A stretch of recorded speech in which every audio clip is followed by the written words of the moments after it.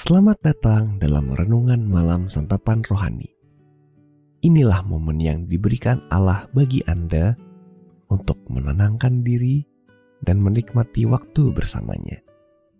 Pejamkanlah mata Anda dan ambillah posisi yang nyaman bagi Anda. Tuhan hadir di tempat ini dan Dia menerima Anda apa adanya.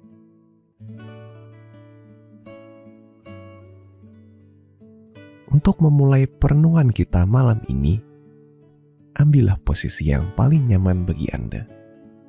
Tariklah napas dalam-dalam dan tenangkanlah jiwa Anda. Datanglah dan berteduhlah dalam kedamaian dan hadirat Bapa.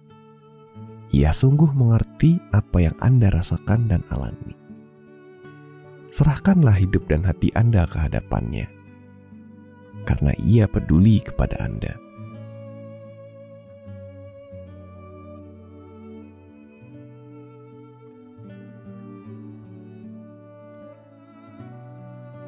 Bapa Surgawi, berkatilah aku malam ini dengan janji-janji-Mu yang menguatkanku.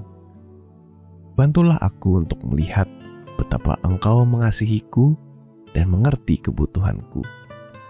Kiranya aku kembali mengenal damai dan penghiburan-Mu dengan mempercayai kebenaran firman-Mu.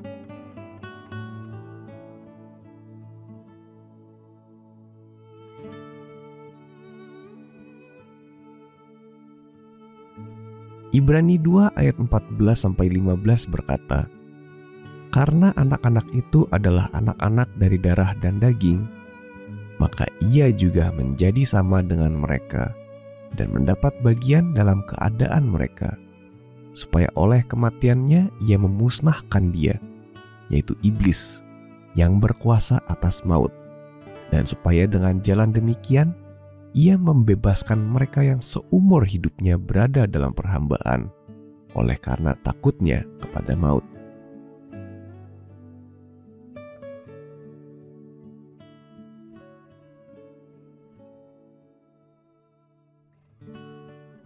Kita pasti pernah merasa lelah selelah-lelahnya.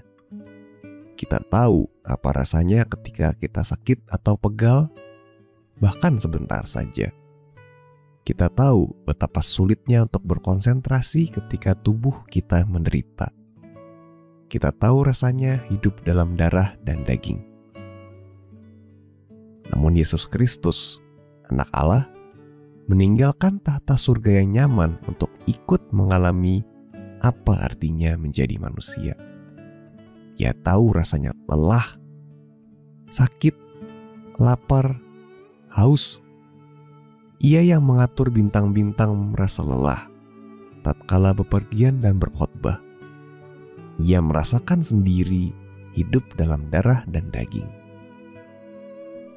Kita tahu ia melakukannya untuk menghancurkan kuasa iblis dan maut.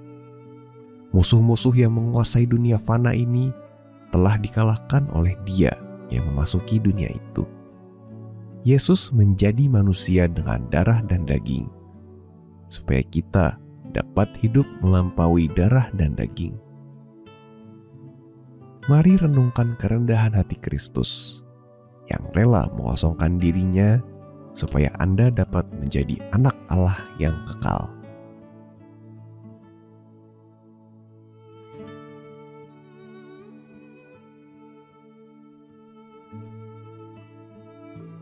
Mari kita masuk dalam doa dengan hati yang penuh kerinduan. Biarkan setiap bagian tubuh Anda rileks, mulai dari kepala hingga kaki, dan tenangkan pikiran Anda. Tanggalkan semua gangguan dan beban yang ada, dan lupakan sejenak tugas-tugas yang menanti. Datanglah ke dalam hadirat-Nya, di mana Tuhan menunggu Anda berdoa. Tariklah napas yang panjang secara perlahan.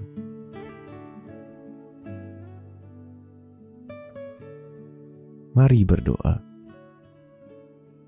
Ya Tuhan Yesus, terima kasih karena Engkau menjadi seperti diriku dan berperang dalam peperangan yang tak dapat kumenangkan. Oleh karena pengorbanan-Mu, aku diselamatkan dari dunia ini dan ditebus untuk tinggal di surga. Tuhan Yesus, aku mohon, tanggunglah rasa sakitku, nyeriku, dan lelahku. Engkau mengerti apa yang kurasakan karena Engkau pun pernah merasakannya. Aku sangat bersyukur karena aku dapat mempercayakan semua beban kepadamu.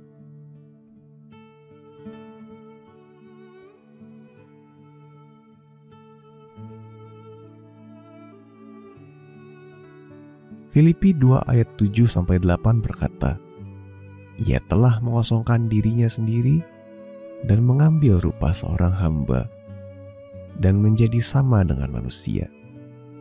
Dan dalam keadaan sebagai manusia, Ia telah merendahkan dirinya dan taat sampai mati, bahkan sampai mati di kayu salib.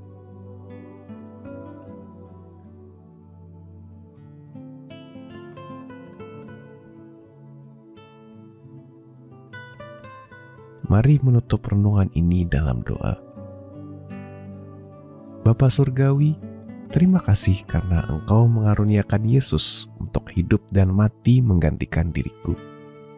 Terima kasih juga karena Ia bangkit dari kematian dan hidup selamanya. Karena Dia, aku pun akan hidup selamanya. Karena Dia, aku dapat menjadi penghuni surga kelak.